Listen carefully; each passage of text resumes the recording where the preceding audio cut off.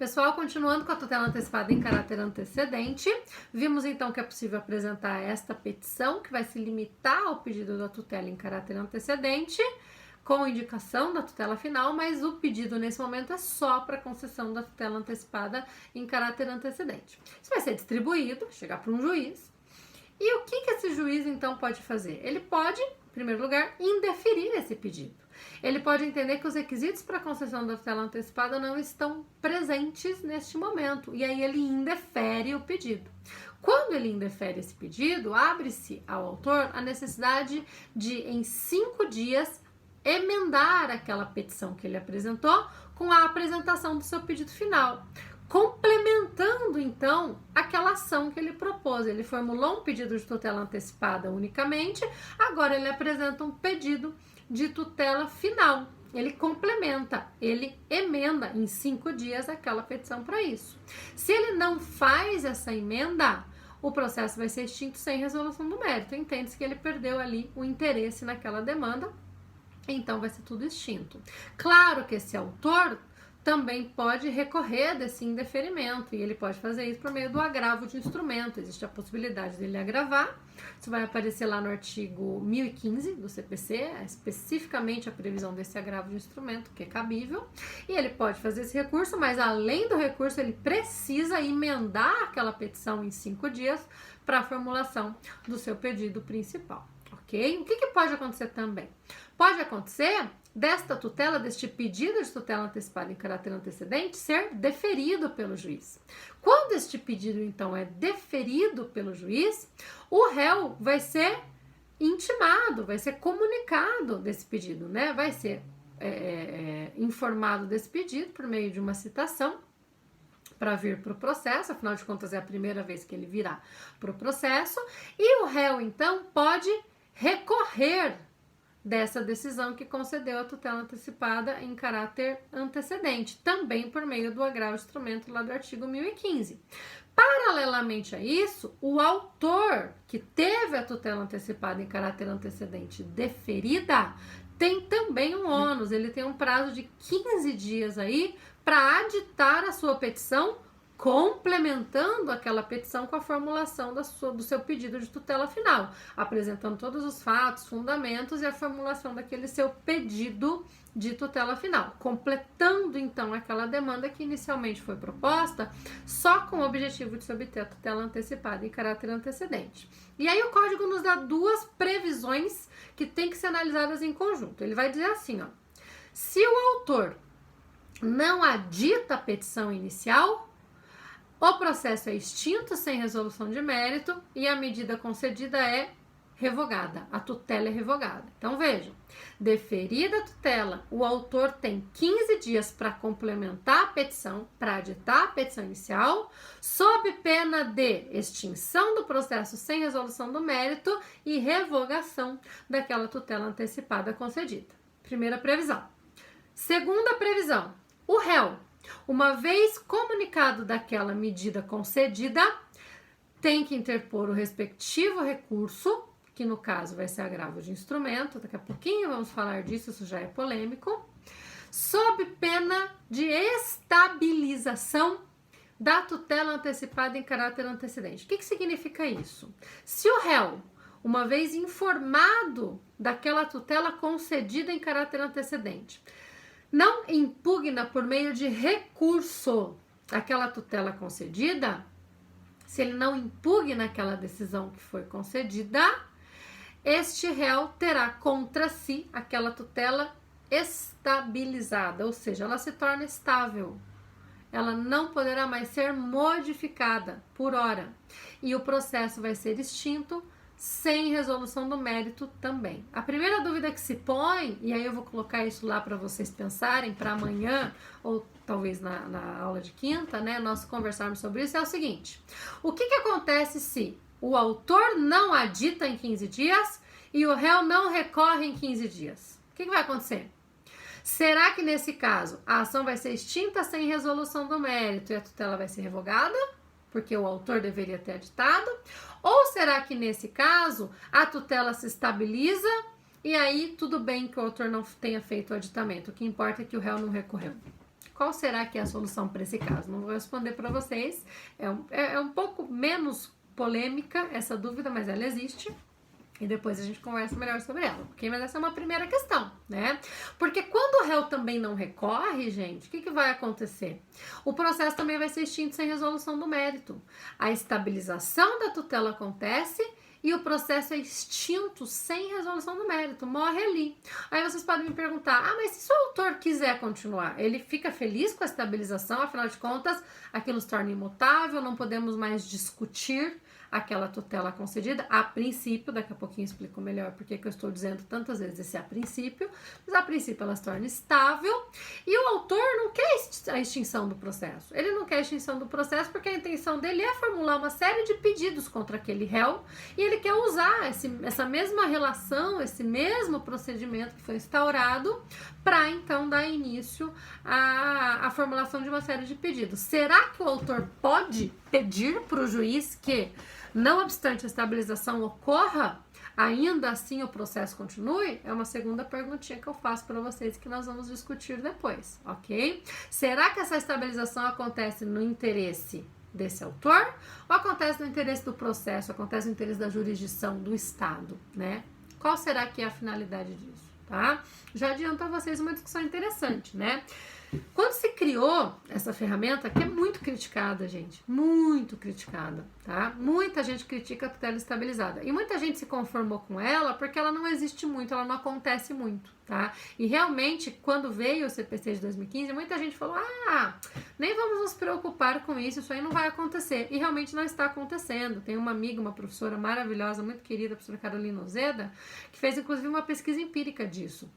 Ela fez um levantamento em ações propostas à luz do 303, né, esses pedidos de tutela antecipada em caráter antecedente, para verificar em quantos deles o réu realmente recorreu, quantos deles continuaram, né?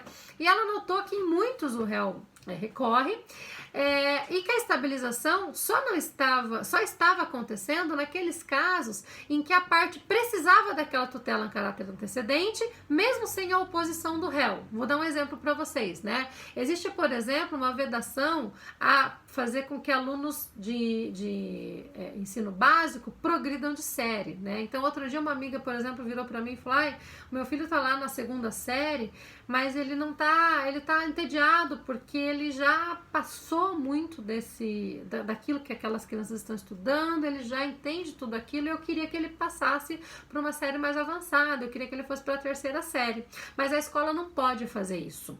Só que a escola não se recusa a fazer se houver uma autorização judicial a respeito disso. Então, o que ela poderia fazer? Ela poderia formular um pedido de tutela antecipada em caráter antecedente, se ela conseguir vislumbrar ali uma urgência que justifique isso, em razão da educação do filho, etc. E obtendo essa tutela, o colégio, que seria réu nessa ação, não recorreria. Por quê? Porque o colégio concorda com aquilo. Então, quando veio esse instituto, muita gente pensou, e ele foi criado para isso mesmo, né? Que ele teria por objetivo justamente permitir que a parte que precisa daquela tutela formulasse essa tutela de forma mais breve, sem grandes complicações, e o réu pudesse não se opor, porque ele concorda com aquilo e aquilo então é extinto, sem resolução de mérito, sem grandes complicações. Mas muita gente também pensou que isso era para fazer pegadinha com a parte, que ia esquecer de recorrer. A parte perdeu o prazo para recorrer, então vai ter a estabilização. Não foi essa a finalidade dessa ferramenta. Essa finalidade foi, de fato, evitar a propositura de ações que só tinham por objetivo obter aquela tutela antecipada. Algumas vezes isso acontece, né? E o que a professora Carolina descobriu é que isso não acontece muito, mas que, de fato, as partes rés deixam de recorrer do pedido deferido de tutela antecipada em caráter antecedente quando elas, de fato, concordam com aquela tutela, ou seja, é essa mesma finalidade. Na maioria dos casos, porém, o recurso acaba sendo interposto, porque na maioria dos casos o réu não concorda, aí ele recorre, e a estabilização não acontece, o aditamento acontece e o processo continua, tá? Então essa também é uma questão interessante que eu deixo aí e que depois eu vou colocar ali nas nossas questões para dialogar depois. se o autor pode pedir para, ainda que estável a tutela, o processo continue para a formulação de uma série de outros pedidos, ou se a extinção do processo, neste caso, é obrigatória, vem no interesse da jurisdição, ok? Outra questão bem interessante que eu também vou deixar para nós debatermos depois, aí eu me comprometo a fazer um vídeo para vocês depois com todas as explicações dessas polêmicas, sem problema nenhum, é se necessariamente esse réu precisa fazer um recurso contra aquela decisão e se esse recurso tem que ser um agravo de instrumento ou se qualquer impugnação que ele faça àquela decisão basta para que a estabilização seja evitada. Precisa de recurso ou não precisa? E, sendo de recurso, só o agravo de instrumento terá esse condão? Ou qualquer outro meio de impugnação ali também poderia ser cabível, né? Essa questão também é bem interessante, ok? E aí vão ter outras questõezinhas ali polêmicas que eu vou provocar ali para vocês. O texto do professor Sica vai ajudar bastante. A nossa bibliografia básica que vocês já têm, professor Fred, professor Talamini, professor Vamber, professor Marinoni, professor Sérgio, professor Daniel, professora Rogéria lá com seu curso, com outros professores também. Tudo isso vai poder ajudá-los nessa pesquisinha rápida para nós podermos depois dialogar sobre essas questões, tá? Mas é importante aqui entender também o seguinte, pessoal. Uma vez estável essa tutela, a regra é que o processo vai ser extinto. Extinguiu o processo. E ela então se torna estável. Porém, o Código prevê, lá no artigo 304, a possibilidade de propositura por qualquer uma das partes de uma ação no prazo de 2 anos que vai possibilitar o reexame dessa tutela antecipada. Então, veja, a tutela antecipada, se não houver a impugnação do réu, torna-se estável e o processo é extinto. Porém, em até 2 anos, é possível rediscutir aquilo, propor uma nova ação no mesmo juízo que analisou a tutela, existe uma prevenção aí, para que ela seja reanalisada. Uma ação de caráter desconstitutivo, nesse caso. E depois desses 2 anos, se essa ação não for proposta, aí a tutela antecipada se estabiliza de vez. Aí ela se torna imutável mesmo e não é possível mais discuti-la por meio de nenhuma outra ferramenta, por meio de nenhuma outra medida, ok? Então vejam, existe aí uma possibilidade então de 2 anos após a concessão da medida, após a extinção do processo, após a sua estabilização, né, melhor dizendo, propor essa ação, qualquer uma das partes faz isso, propor essa ação lá em primeiro grau, para desconstituir, rediscutir aquela tutela concedida, e se isso não for feito, depois de 2 anos ela se estabiliza de vez. Ela se torna mesmo imutável e não pode mais ser discutida. Mas o Código faz uma ressalva. Não se trata de coisa julgada. E nem poderia se tratar de coisa julgada. Embora nós não tenhamos estudado isso ainda, nós vamos ver nas aulas de coisa julgada que a coisa julgada depende de uma cognição exauriente. E lembrem-se, estamos no âmbito de uma cognição sumária. Portanto, não é possível aqui falar em coisa julgada. Mas aí eu deixo uma outra pergunta para vocês. Se não é coisa julgada, é o quê? Não é coisa julgada, mas também não é preclusão. Preclusão é outra coisa, né? Sabemos que a preclusão é outra coisa. E mal ou bem, essa estabilização provoca efeitos para além do processo, para fora do processo. Ela gera a estabilização daquela tutela concedida. O protesto que foi retirado não vai mais poder ser refeito. O nome do Serasa que foi retirado não vai mais poder ser colocado, não ao menos com relação àquela dívida. A tutela que foi concedida se torna estável, seus efeitos se tornam estáveis. Eu não posso mais discutir aquilo. Para quem conseguiu a medida, aquilo é consolidado, aquilo se torna estável. Mas isso não é preclusão, mas não é coisa julgada. O que é, então, essa estabilidade? Deixo aí para vocês pensarem também, para a gente dialogar sobre isso na próxima aula. Isso é uma questão bem importante, ok?